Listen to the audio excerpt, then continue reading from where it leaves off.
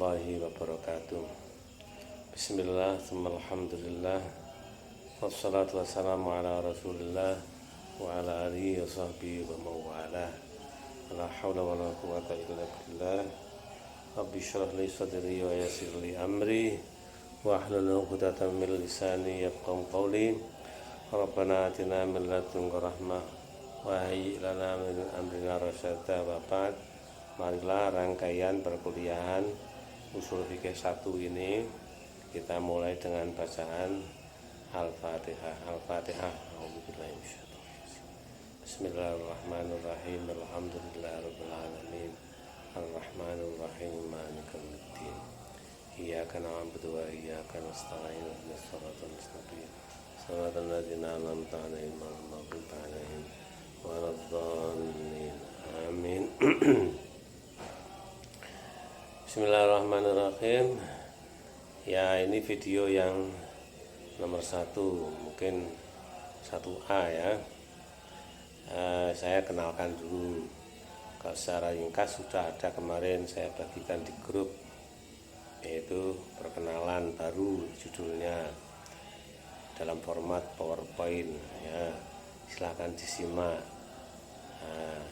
Ya, sekolah saya dulu ya di SD, namanya zaman dulu sekolah rakyat 6 tahun, tapi sorenya saya juga sekolah, namanya di tempat saya sekolah madrasah ya. Sekolah itu ya sekolah, madrasah ya sekolah. Di sekolah madrasah maksudnya sekolah yang ada pelajaran-pelajarannya Arab-Araban itu, atau sekolah Arab zaman dulu namanya juga kadang-kadang disebut dengan sekolah Arab.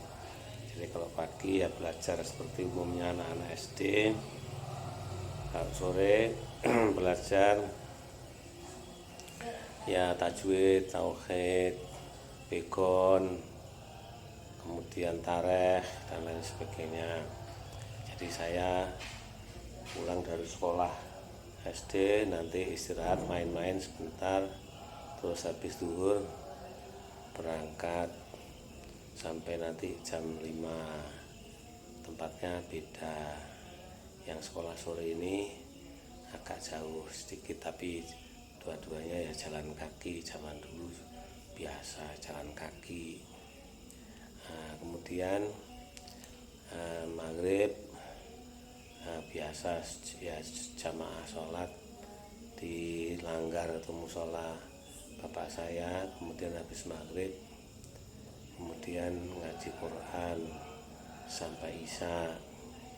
Nanti kalau sudah habis Isya ya pulang sebentar, makan malam, terus kembali ke langgar ketemu dengan teman-teman saya, bermain sakpol-polnya sampai ya main ubak sodor, ubat pai, kadang mainnya juga di langgar, di halamannya langgar, di mana-mana. Sampai capek terus masuk langgar lagi, tidur sampai pagi. Bangun pagi rebutan caranya menemukan itu tabuh kentongan, terus dulu-duluan ngentong untuk subuh, lalu azan. Ya azannya anak kecil-kecil ya seperti itulah ya, nggak karu-karuan. Terus saat subuh, habis sholat subuh pulang ke rumah, terus di rumah ya bantu ibu sekedarnya, terus siap-siap berangkat ke sekolah lagi ya, sarapan. Insya Allah ibu saya selalu punya nasi panas di pagi hari, alhamdulillah. Nah saya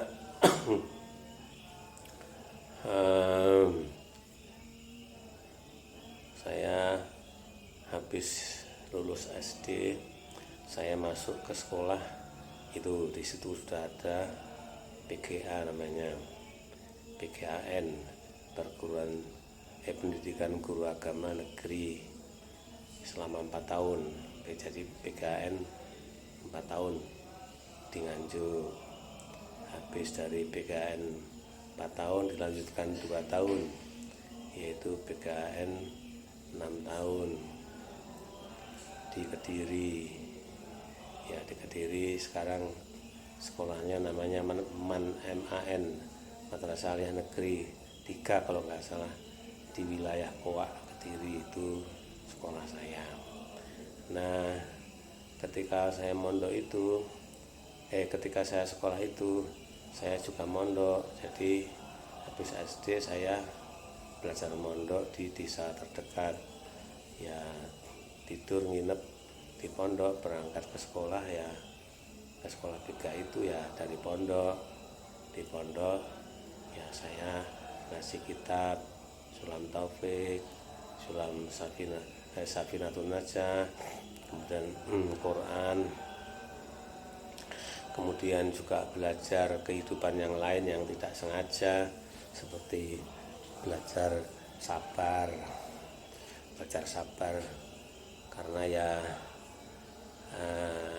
sering kelaparan kalau malam, nggak ada makanan, warung juga nggak pantas anak kecil-kecil masuk warung, maksudnya duitnya eman-eman, itu duitnya dihemat-hemat ya, sesekali gitu beli jajan, beli kue namanya samplok. Kalau bentuknya ya seperti pizza ya, kelet-keletnya itu seperti pizza tapi dibuat dari singkong, namanya samplok bunter kayak sak piring besarnya bunternya.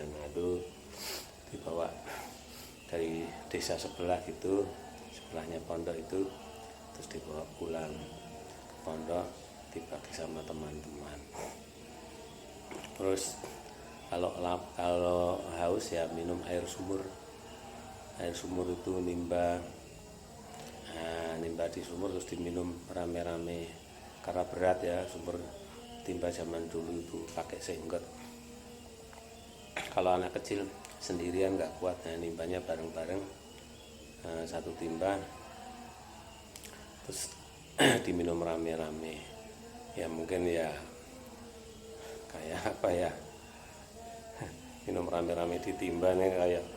Makanya teman-teman saya yang di atas sumur, yang kamarnya di atas sumur, kalau ngelihat anak-anak pada minum dari satu timba terus bilang beo itu kan ucapan yang diucapkan oleh pemilik kambing atau sapi. Kalau kambing dan sapinya itu lagi minum atau lagi makan tuh biar banyak minumnya, biar banyak makannya, biar cepat gemuk, itu dibilang beo gitu.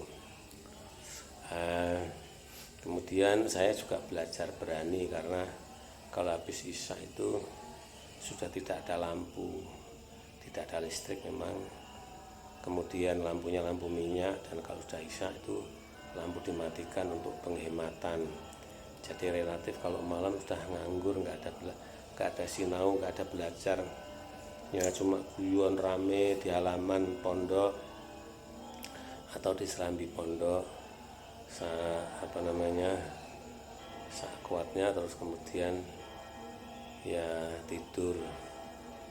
Nanti menjelang subuh atau subuh dibangunkan oleh kiai, dipakai kakinya yang mulia itu, dihoyok-hoyok sampai kakinya itu, terus bangun subuh, terus jamaah subuh. Ya gitu acaranya di pondok ya, seperti itu di Nganjuk.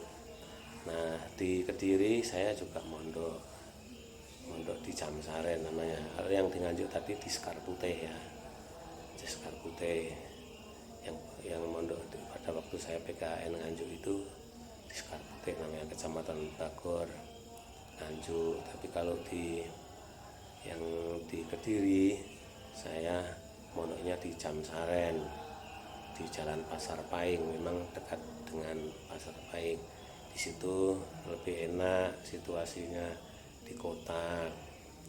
Terus alat-alat masak itu komplit ya, maksudnya ya kompletnya zaman dulu, tertib bagus itu, bisa beli kayu, terus bahan-bahan dekat pasar, bisa beli terong, kacang, apa-apa gitu untuk masak.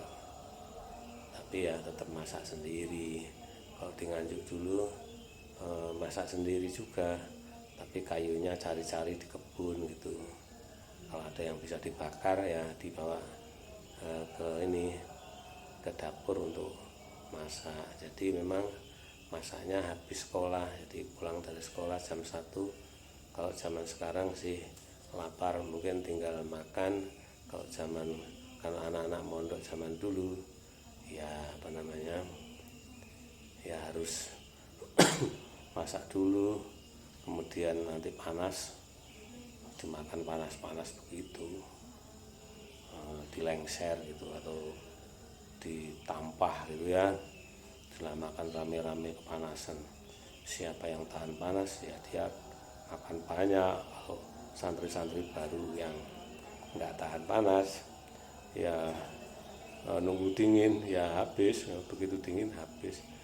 Kadang-kadang nangis karena nggak kebagian nasi cukup, padahal urunan berasnya ya sama, nangis.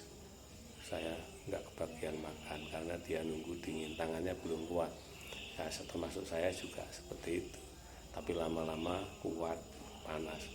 Sampai sekarang saya mungkin paling kuat serumah itu, kuat panas kuat pedes ya. Saya itu akibat pelatihan bertahun-tahun di pondok pesantren di Kediri. Itu saya di pondok pesantren, saya belajar baca kitab juga. Kalau di Nganjuk itu ada harokatnya, ada makna gandulnya. Kalau di Kediri sudah kitab gundul. Nah, kitab gundul itu nggak ada harokatnya, nggak ada fathah kasrah alif, doma, sukun, tasdid, nggak ada koma, nggak ada titik, nggak ada alinea, derujur terus begitu. Nah itu di Nganjuk kiai saya, Kiai Abu Hamid dan Kiai Abu Hakim, kakak beradik. Kalau di Jamsaren kiai saya Kiai Abdul Halim dan Kiai Mundir Nadir. Nah itu saya belajar kitab-kitab juga. Nah saya tidak ngerti kenapa dulu kok belajar kitab tuh, kenapa saya juga enggak dikasih tahu kenapa. Terus habis itu saya tamat di Kediri, saya pindah ke Fakultas Syariah YIN Surabaya. Di sana itu saya suka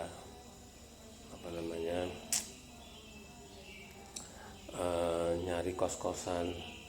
Kok saya dengar kok biayanya mahal, ya saya nggak jadi kos, saya nyari pondok saja yang gratis. Maka saya temukan ada pondok namanya Darul Arkom di Wonocolo. Nah, saya masuk situ, saya masak lagi di situ, ngeliwat lagi. Tapi di Surabaya itu lebih enak ngeliwatnya karena punya kompor gitu, bisa beli kompor, ngeliwatnya tidak takut apinya mati, tidak harus ditunggui, bisa sambil belajar, sambil ngaji. Nah ngeliwat di situ. Nah di situ saya belajar di Fakultas Syariah sambil mengaji juga, mengaji Quran di pondok pesantren Darul Arkom. Ini kiainya Kiai Abdul Fatah, orang Surabaya asli.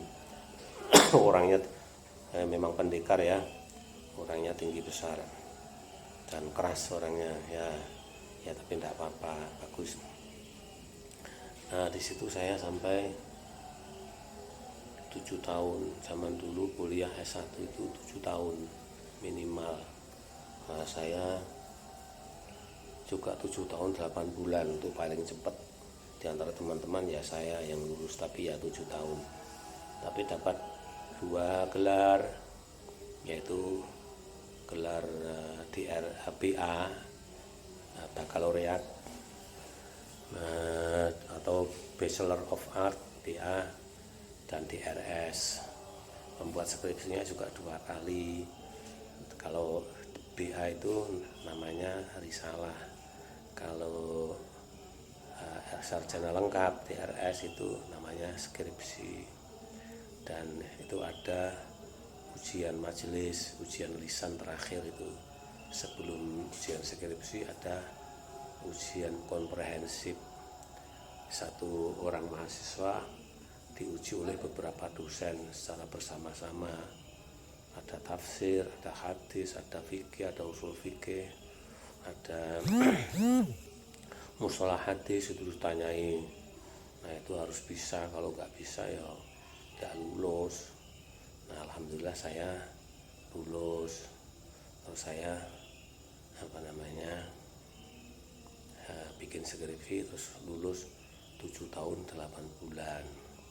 Habis itu saya sebetulnya kepingin sekolah lagi seandainya ada, tapi ada di jauh di Jakarta, di Universitas Indonesia, namanya program extension. Saya kepinginnya masuk ke Fakultas Hukum, tapi karena mungkin ya sudah tidak ada biaya lagi, orang tua sudah mulai sakit-sakitan, nggak mungkin saya minta biaya terus, maka saya ya pergi ke Jakarta tapi saya tidak sekolah, saya cari kerja di sana. Dan alhamdulillah ya saya ketemu dengan Gus Dur, Allah yarham ya, saya Gus Dur atau Kiai Haji Abdurrahman Wahid. Saya tinggal beberapa tahun di rumahnya. Saya ikut beliau ke seminar sana, seminar sini, ceramah sana, ceramah sini, bawakan tasnya ke sana kemari. Alhamdulillah saya dapat ilmu ya lumayan banyak, karena Gus Dur pergaulannya, keilmuannya juga luas. Terus saya kenal dengan Nurholis Majid, saya kenal dengan Juan Effendi, Muslimatur Rahman, Billah. Saya kenal dengan Dawam Raharjo yang sekarang masih hidup. Saya kenal dengan Master Farid Masudi. Saya kenal dengan tokoh-tokoh yang lain. Saya jadi kepingin pinter seperti mereka. Ya meskipun juga belum tercapai, ya masih biasa-biasa saja. Saya di Jakarta bekerja di Perhimpunan Pengembangan Pesantren dan Masyarakat. Bagian saya adalah penerbitan majalah dan penerbitan tabloid. Ya saya belajar bahasa Arab, saya belajar bahasa Inggris, sehingga alhamdulillah ya bahasa Arab saya dan bahasa Inggris saya ya kata teman-teman lumayan bagus. Saya bahasa Arab saya sama dengan bahasa Inggris saya, ngomongnya ya kemampuannya sama, baca teks, baca kitab, baca buku dalam bahasa Arab, bahasa Inggris ya sama. Jadi ya alhamdulillah saya bisa menulis dalam dua bahasa itu sederhana, ya ada bisa. Kemudian saya 9 tahun di Jakarta, kemudian kembali ke kampung, sudah punya istri, ya sudah punya anak 3. Saya kembali ke kampung untuk meneruskan pondok pesantren yang ditinggalkan oleh mertua saya, karena dua-duanya wafat secara agak bersamaan. Ya, kemudian istri saya kebagian untuk meneruskan itu, dan saya dampingi di kampung. Saya tidak punya pekerjaan ya di sawah, nanam padi, nanam jagung, kemudian ternak ala kadarnya, ternak bebek, ternak ayam, kemudian kadang-kadang yang nanam cabai, nanam bawang merah gitu ya. Agak sengsara juga ya, kulit saya jadi hitam. Ketemu dengan teman-teman, "Pangeran, kamu kok sekarang hitam, dulu putih?" Ya saya jawab, "Ya luntur ini," ya gitu. Mereka ketawa. Nah, kemudian ya seterusnya nanti ya di video berikutnya ya. Terima kasih.